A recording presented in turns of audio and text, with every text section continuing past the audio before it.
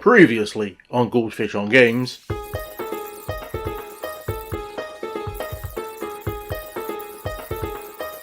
And now the continuation. Forsaken Remastered is here, and I can hear the questions already. Did they add anything new?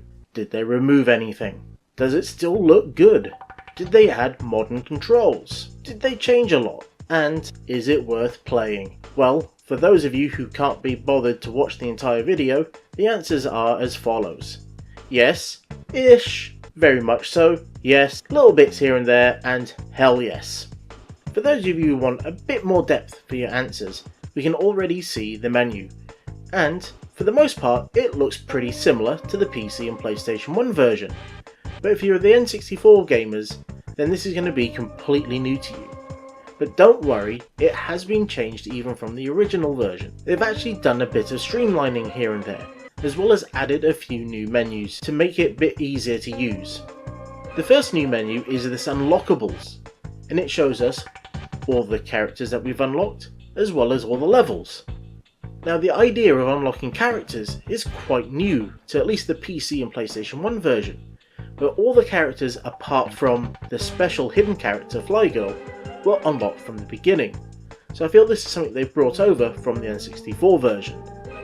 On top of that, we now have almost double the number of levels that we had available in the original. That's right, we now have 32 levels to play, which has far more gameplay than we had before. This number is achieved through taking a number of the N64 levels and remixing them and updating them. This means we now have almost a complete collection of both versions of the game in one package, which really does give us far more to do. We also have a new menu for doing the cheats, so we can type them in through an on-screen keyboard, which is more of a nod to the console version. It also allows us to toggle these cheats on and off when we're in game, which unsurprisingly will disable some of the achievements, depending on which cheats you've used. And yes, there is still the new cheat if that's your bag. This is still that edgy 90s mature game after all. The streamlined menu really helps us get into the level quicker, because we can't really tell what's changed until we get into the game proper. And as we can see, one of the things they've not changed much is the graphics. In fact, it's pretty much the classic game running at a higher resolution, but with some newer fancier filtering put on top. This means both new anti-aliasing as well as newer texture filtering. But to be honest, the game still looks really good, even with those low poly models. And how does it control? Well, I'm using an Xbox One controller here, and it actually works really well. I didn't even bother to change the controls. The defaults are much better than what they used to be. There's probably room for some improvements here and there, but the default layout should work for most people. The HUD is probably the biggest difference to a lot of players, and this is because it's based on the console version. If you're wanting the more minimalist version of the PC, then you're going to have to wait for the next major patch, because we've been told it's coming. They added in some new HUD elements specifically for this version of the game, which includes a new radial menu to be able to select both the primary and secondary weapons. This works far better for a pad layout, but it also has quick access to the next weapons through the D-pad. The biggest change that most people will notice is the inclusion of a map. Now, it's not the most helpful map in the world, but it is useful in trying to work out where you gotta go next. It won't show you where any of the objectives are, but will give you an idea of which areas you visited and which ones you haven't. And if you're lucky, you can actually find an auto map as one of the pickups in the game, which will help fill it out a bit more. It's just one of those little things that helps round the game out a little bit more. There is no need to worry about weapons in this game. There is a huge number, as I mentioned previously, and they've all made it into the remaster intact, and do look pretty damn impressive, as do all the secondary weapons, with a huge number of missiles being fired, lots of explosions, and just general madness. And if you're lucky, you can pick up the golden power pod, which not only gives you invincibility for a while, it also gives you a full set of orbiting weapon pods. This allows you to really rain some firepower down on your enemies. It is time to talk about some of the things that are unfortunately missing. in this remaster. There is no longer any bots.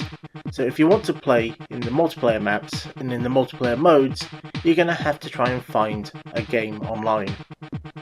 At the moment, each store is limited to playing by itself. This means GOG players can only play against GOG, Steam against Steam, Xbox One against Xbox, PS4 against PS4. I don't know if they plan to add crossplay, but it's something that really would help, because the few times I have looked for games, I've not really found much, and I'm currently playing the GOG version. There is also no split screen, at least on the PC version. I don't have the console ones, so I can't comment there, but it is something that is sorely missed. Now you might be wondering, how does this differ from the open source Forsaken X, or Project X as it's also known as? And the main difference is that this has all those extra levels from the N64 version. It also has some additional filtering, but on top of that, it has all the music and the cutscenes, both of which were completely missing from the open source version because of licensing issues.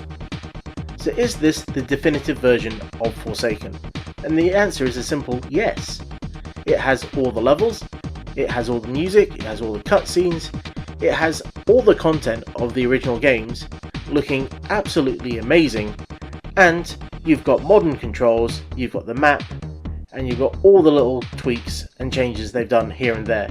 And it's based off the last of the patches for the original Forsaken, which means it's also much easier than the original release. But it does mean Trojax has been nerfed. So they gave with one hand, took away with the other.